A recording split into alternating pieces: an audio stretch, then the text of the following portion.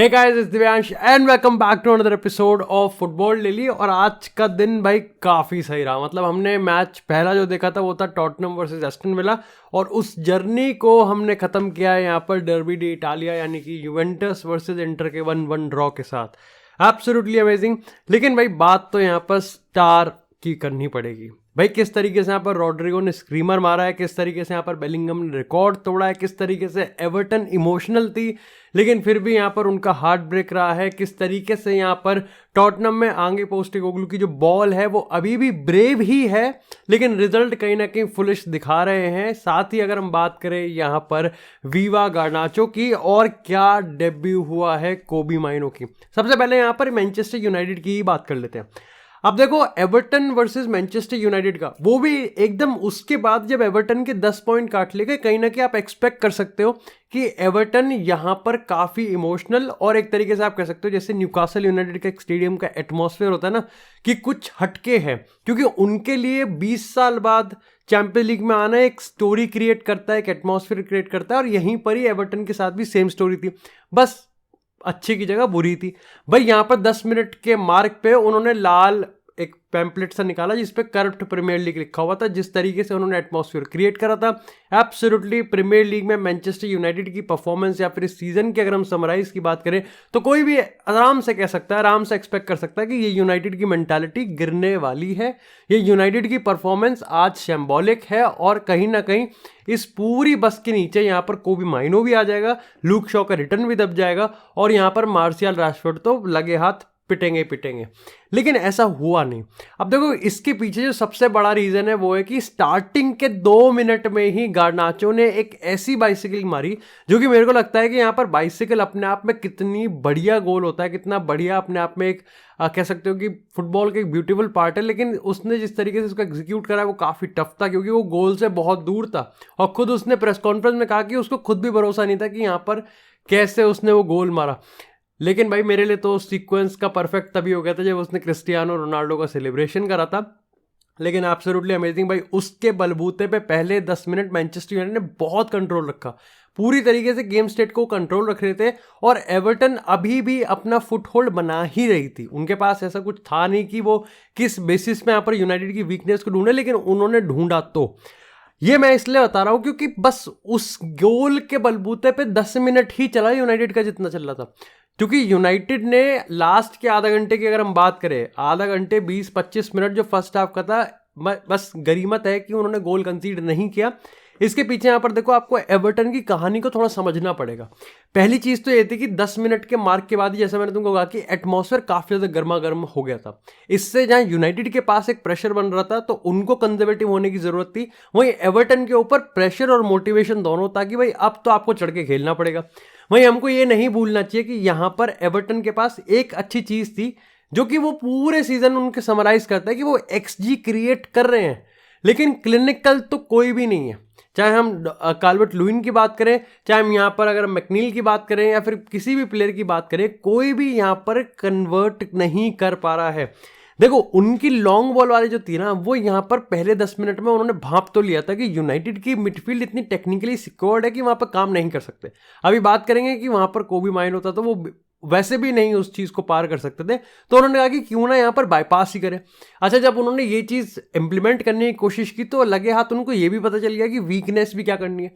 अब उन्होंने पहला रास्ता तो अपना लिया कि लॉन्ग बॉल डालते हैं, और हमने इतने टर्नओवर्स करने दिए मैनचेस्टर यूनाइटेड के कि लग ही रहा था कि गोल कंसीड होने ही वाला है। उसमें भी इन्होंने ये पता लगा लिया कि वो एक काम करते, लिंडलॉफ को टारगेट करते, क्योंकि एरियल बैटल में मैगवायर को तो हरा नहीं सकते। लेकिन वहां भी काम अच्छा कर दिया। उसके पीछे का रीजन ये है कि लिंडलॉफ जहां स्ट्रगल करता था, मैगवायर वहां पर अपना कंपेंसेट कर देता था। और आज मैं कहूँगा कि डिस्पाइट वरान आज भी बाहर था, काफी लोग वरान के लिए सिंपैथी दिखाएंगे, लेकिन एज सच मैगवायर अपनी स्ट्रॉन्ग परफॉर्मेंस वीक इन वीक आउट दिए ही जा रहा है। दूसरी चीज पता क्या है? दूसरी चीज ये कि जब आप इतना डायरेक्ट हो जाते हो, जब आप इतना इतने डायरेक्ट होते हो, लॉन्ग बॉल खेलते हो, तो आपके पास ना क्लिनिकल ना होने का ज्यादा कोई रीजन बचता नहीं है, और स्कोप तो बिल्कुल भी नहीं है। आप ये देखो कि मैनचेस्टर यूनाइटेड ने 3 गोल ठोक दिए, फिर भी काफी लोग कहेंगे कि यूनाइटेड की परफॉर्मेंस कन्विंसिंग नहीं है, अपार्ट फ्रॉम अगर 2-3 इंडिविजुअल प्रोफाइल्स की बात करें। इसके पीछे का रीजन ये है कि यूनाइटेड आज उतनी ही क्लिनिकल थी जितनी एवर्टन नहीं थी। अब यूनाइटेड की बात करें तो मेरे को लगता है कोबी माइनो के बिना तो भाई स्टार्ट हो ही नहीं सकता। एक ऐसा बंदा जहां पर ऑफ कोर्स इससे ज़्यादा ब्यूटीफुल तो और क्या ही हो सकता है, लेकिन इसका बिल्कुल विपरीत बहुत गंदा हो सकता था चीज़ें अगर यहाँ पर यूनाइटेड गेम हार जाती, जो कि बहुत लोगों ने एक्सपेक्ट भी करा होता अगर स्टोरी की बात करें। लेकिन in possession, out of possession, पहले हाफ में जहां यूनाइटेड स्ट्रगल करी थी, गोल लाइन क्लियरेंस कोबी माइनो से आए। लेकिन माइनो की अगर सबसे खास चीज़ की बात करें ना, उसमें वो प्रोफाइल हमको दिख रही है जो कि शायद से मेसन माउंट में ढूंढ रहे थे। उसमें वो प्रोफाइल हमको दिख रही है जो कि शायद से हम एक अपनी मिडफील्ड में ढूंढ रहे थे। ठीक है, स्कॉट मैकटोमिन आपको गोल्स दे रहा है, ठीक है एरिक्सन आपको एक पौधा देता है, लेकिन इन सब का मिक्सचर और उस पे ऊपर से भी यहाँ पर एक तरीके कामनेस है माइनो में, और वो बहुत बढ़िया चीज़ है। अगर आप उसके पास एक्यूरेसी की बात करो, सारे टैकल उसने 100% टैकल्स हैं, उसके पास एक्यूरेसी उसकी 90+ है। डेफिनेटली यहाँ पर जिस तरीके से वो गेम को आगे ले जा रहा है, बॉल प्रोग्रेस कर रहा है और प्रेस रेजिस्टेंट है भाई, वो आप कितना ही प्रेस कर लो वो उस चीज़ को बाईपास कर रहा है, जो कि यूनाइटेड के प्लेयर्स में अभी तक तो नहीं थी। लेकिन इसके बाद भी मेरे को एक दिक्कत तो है, अगर कोबी माइनो इतना बढ़िया खेल गया लेकिन फिर भी यूनाइटेड अपना कंट्रोल एग्जर्ट नहीं कर पाई, ये दिखाता है कि यूनाइटेड किसी भी गेम स्टेट को कंट्रोल करने के पक्ष में है ही नहीं।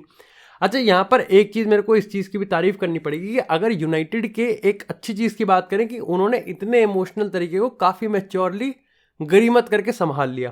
क्योंकि अगले 2 गेम की बात करें तो 2 गेम बिल्कुल इसी लेवल पे होने वाले हैं। चाहे हम गैलाटासरे के अवे गेम की बात करें जो कि अगेन मस्ट विन मैच है, जहां पर टेस्ट इससे भी बड़ा है, और उसके बाद न्यूकासल यूनाइटेड है जिसकी परफॉर्मेंस तुम देख ही रहे हो। देखो, ओवरऑल मैं तो यही कहूंगा कि जब आपके पास 3 गोल स्कोर आपने कर दिए, जिसमें मार्शियल ने भी गोल स्कोर कर दिया, गार्नाचो का बाइसिकल किक आ गया, तो आप ये टैक्टिकली ज़्यादा क्रिटिक कर नहीं सकते, क्योंकि आपको यहाँ पर जैसे तैसे करके आपने 3 गोल स्कोर कर दिए। दिखाता है कि आपने गेम स्टेट को अच्छे से संभाला भी है, आपने गेम को समझा भी है, गेम को पढ़ा भी है, और कहीं ना कहीं आपने मामले को संभाल भी लिया है। ओवरऑल मेरे को गेम ठीक ठीक लगा। ऑफ कोर्स बहुत सारी चीज़ें जो अभी तक आ रही हैं जिस वजह से विक्ट्रीज तो देखो आ ही रही हैं। डेफिनेटली सिर्फ 6 पॉइंट पीछे हैं हम यहाँ पर टाइटल रेस से। मैं टाइटल रेस के होप्स तो नहीं है, लेकिन टॉप 4 के रेसेस में वापस हम चढ़ सकते हैं, लेकिन फिर भी कन्विंसिंग नहीं है। उसके पीछे का रीज़न ये है कि बस कैसे तैसे करके विक्ट्रीज आ रही हैं, और मैं आज पहले भी कह रहा था कि आज के 3 पॉइंट हमारे लिए 6 पॉइंट के बराबर हो सकते हैं। किस तरीके से हमको फैंस का रिसेप्शन वहाँ पर देखने को मिल रहा था। इसी के साथ अगर बात करें यहाँ पर ला लीगा से, तो भैया देखो फ़ायदा तो रियल मैड्रिड ने भी उठा लिया है, बस गिरोना कल का मैच अपना हार जाए। देखो, ये मैच एक सिंपल गेम होना था, लेकिन कहानी और किस्मत रियल मैड्रिड की ऐसी है कि कैसे इंटरेस्टिंग ना हो। मैच से जस्ट पहले यहाँ पर ब्राहिम दियाज को बाहर कर दिया गया, रॉड्रिगो को अंदर लाया गया। उसके ऊपर से यहाँ पर मॉड्रिच और क्रूज साथ में खेल रहे थे, और क्योंकि बार्सा ने पॉइंट्स ड्रॉप करे थे, गिरोना ने अभी तक गेम नहीं खेला था, एथलेटिको का भी 7 गेम था, तो रियल मैड्रिड के लिए यार एक उत्सुकता थी और जिज्ञासा थी कि ये तो परफेक्ट अपॉर्चुनिटी है हगने की। लेकिन बेलिंगम भी इंजरी के बाद 2 हफ्ते के बाद यहाँ पर वापसी आए। ये गेम मेरे को लगता है कि बहुत बढ़िया गेम था, मतलब मिनिमल नेगेटिव्स थे। ऐसा तो है नहीं कि कोई गेम परफेक्ट कैसे खेल सकते हैं, लेकिन इस गेम में बहुत सारी पॉजिटिव चीज़ें सामने निकल के आई। सबसे पहले तो कि कितनी सारी रिस्पॉन्सिबिलिटी है बेलिंगम और वाल्वर्दे के कंधों पे। यस, बेलिंगम ने रिकॉर्ड बना दिया है 15 गोल स्कोर करके, आई थिंक 14 गोल स्कोर करे हैं 15 गेम्स में, जो कि क्रिस्टियानो रोनाल्डो का भी रिकॉर्ड उन्होंने तोड़ दिया है। वो वीक इन वीक आउट आज भी गोल स्कोर कर दिया, हर जगह छपेगा, हर जगह यहाँ पर अखबार छपेंगे। लेकिन आप जब गेम को देखोगे तो आपको पता चलेगा कि इस रियल मैड्रिड में जब भी किसी भी पोजीशन में किसी को भी किसी की जरूरत पड़ती है तो कौन आता है स्टेप अप करने? इट इज़ फादे वाल्वर्दे। आज भी गेम के लास्ट के कुछ अगर 15-20 मिनट की बात करें तो टोनी क्रूज को जब पिवट में ज़रूरत थी तो कार्लो ने यहाँ पर डबल पिवट कर दिया था, और फादे वाल्वर्दे का आगे जाना बंद कर दिया था, क्योंकि टोनी क्रूज का गेम बहुत बढ़िया था इन पोजीशन, लेकिन आउट ऑफ पोजीशन वो यहाँ पर स्ट्रगल कर रहा था। देखो, यही एक प्रॉब्लम है कि अगर 2 छोटे नेगेटिव्स की बात करें तो वो एक कि क्रॉसेस अब भी नहीं संभल रहे, और यहाँ पर हम रनर्स को ट्रैक नहीं कर पा रहे। उसके पीछे का रीज़न यही है कि टोनी क्रूज थोड़ा सा स्ट्रगल कर रहे थे, अगर हम यहाँ पर एज अ लोन CDM की बात करें। इसी के साथ मेरे को लुनिन की परफॉर्मेंस, केपा की इंजरी के भाई बहुत ही ज़्यादा बढ़िया लगे, लेकिन क्या गेम खेल रहा है रॉड्रिगो, इसकी बात करनी पड़ेगी, क्योंकि रॉड्रिगो का गेम स्टाइल अब उसी तरीके से वापस आ रहा है। अपने आप को वो एक्सप्रेस कर पा रहा है, अपने आप को वो ड्रॉप कर रहा है, चीज़ों को संभाल रहा है। मतलब वो वाली चीज़ होती है ना कि सुओमोटो की खुद ही रिस्पॉन्सिबिलिटी ले रहा है, ऐसा नहीं लग रहा कि उसको कोई इंस्ट्रक्शन दे के दबाव दे रहा है। वो खुद ही रिस्पॉन्सिबिलिटी लेके अपने IQ के हिसाब से चीज़ों को संभाल रहे हैं, जो कि सबसे ज़्यादा ज़रूरी है। और यही गायब था, यही चीज़ गायब थी कि आपके पास कॉन्फिडेंस नहीं है। अगेन मैं कहूँगा कि जोसेलू का गेम आज भी बैंग एवरेज ही था, बहुत जगह वो कर सकता था, वो हमारा निकोलस जैक्सन है। लेकिन उसके अलावा देखो मेरे को लगता है कि गेम बहुत सही था। मॉड्रिच का भी गेम बहुत ही ज़्यादा बढ़िया रहा। कारवाल का गेम अगेन काफ़ी सही था। मेंडी भी ठीक ठीक ही था। बाद में फ्रान गार्सिया को लेकर उन्होंने अकेडमी ग्रेजुएट्स का भी आज यहाँ पर डेब्यू करवा दिया। और आप समझ सकते हो कि स्क्वाड कितना थिन है। मॉड्रिच के लिए इंजरी कंसर्न था और रॉड्रिगो भी 100% नहीं था। उसके ऊपर से वापस से उसके घुटने में कुछ प्रॉब्लम सी लग रही थी। भाई मेरे को तो गेम बढ़िया लगा। हमारा चैंपियंस लीग का गेम है, हम हैवीली रोटेट करेंगे क्योंकि वो हमारे लिए डेड रबर गेम है। हम ऑलरेडी फर्स्ट प्लेस सिक्योर कर चुके हैं। इसी के साथ बात करते हैं दो और ऐसे गेम की जो कि मेरे को पर्टिकुलरली काफ़ी इंटरेस्ट था। पहला था टॉटनम वर्सेस एस्टन विला पहला गेम, और इंटर वर्सेस यूवेंटस दूसरा गेम। देखो आगे पोस्टेकोग्लू इस मामले में फुलिश नहीं है कि वो ब्रेव ही खिलाएगा। और जिस तरीके से उनके पहले जो फर्स्ट टीम के लगभग 9 से 10 प्लेयर इंजर्ड है। सोचो स्टार्टिंग 11 के ही 9 से 10 प्लेयर इंजर्ड है। ऐसी टीम को फिर कितना हैवीली रोटेट करना पड़ेगा तुम अपने हिसाब से लगा सकते हो। लेकिन फिर भी उससे वो वही गेम खिला रहा है जो वो अपनी स्टार्टिंग 11 की प्राइमरी प्लेयर से खिलाता है। तो में से काफ़ी लोग कहेंगे ये टाइम तो प्रैग्मेटिक होने का, ये टाइम तो राफा बेनिटेज या फिर प्राइम जोसे मोरिनो बनने का। लेकिन वो फिर भी नहीं बन रहा। और इसके पीछे आई थिंक मेरे को लगता है कि येस इट्स गुड, क्योंकि देखो अगर एस्टन विला के अगेंस्ट या फिर किसी भी XYZ की टीम के अगेंस्ट टॉटनम कंजर्वेटिव रहेगी, ये टॉटनम के प्लेयर्स इस अकस्टम्ड है ही नहीं। हमने जोसे मोरिनो के अंडर भी देखा है, एंटोनियो कॉन्टे के अंडर भी देखा है, और हम इसके अंडर भी देख लेंगे कि द मोमेंट ये गोल कंसीड कर सकते हैं आपको भरोसा नहीं आएगा कि अभी गोल स्कोर कर भी देंगे नहीं कर देंगे।